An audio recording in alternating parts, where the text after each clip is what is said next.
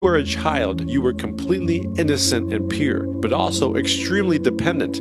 You needed someone to feed you, hold you, and protect you, or you would die. And so your entire nervous system and psychology organized itself around one mission, and that's survival. Then the moment happened. A huge wave of emotions flooded your tiny body. Fear, sadness, rage. And instead of being met with compassion and safety, you got something else. A cold stare, an overwhelmed mother, a frustrated and angry father. And your body learned, this part of me is not safe. If I feel it or expose it, I will lose love. And so you buried it. Decided right there and then that being real meant being alone, that being authentic meant being physically or emotionally abandoned. And that's the trade every traumatized child has to make, giving up authenticity for attachment and survival. Fast forward 40, 50 years later, you're still wearing the same childhood masks that you built to survive back then. Psychologists will call it ego. I call it your survival masks. And carrying them is a heavy burden. You wake up pretending. You smile when you are actually breaking inside. That's when the addictions slide in. And not just the obvious ones like alcohol, weed, pills, but also the invisible ones. The overthinking, the overworking, the constant control, perfectionism, people-pleasing, avoidance,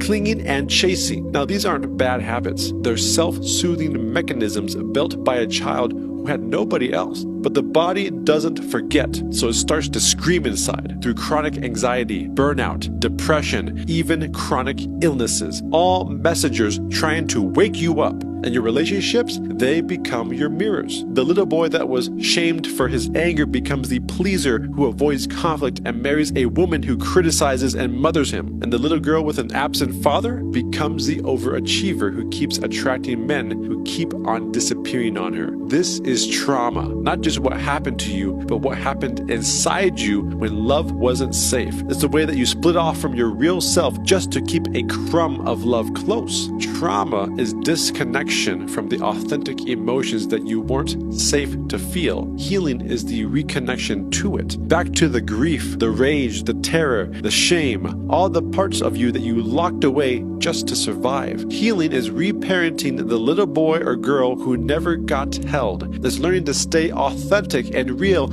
even when it risks rejection. It's feeling the pain that you once had to suppress instead of coping or reacting, because the real healing isn't about managing life and coping through life better. It's about reclaiming the parts of you that you had to abandon to be loved.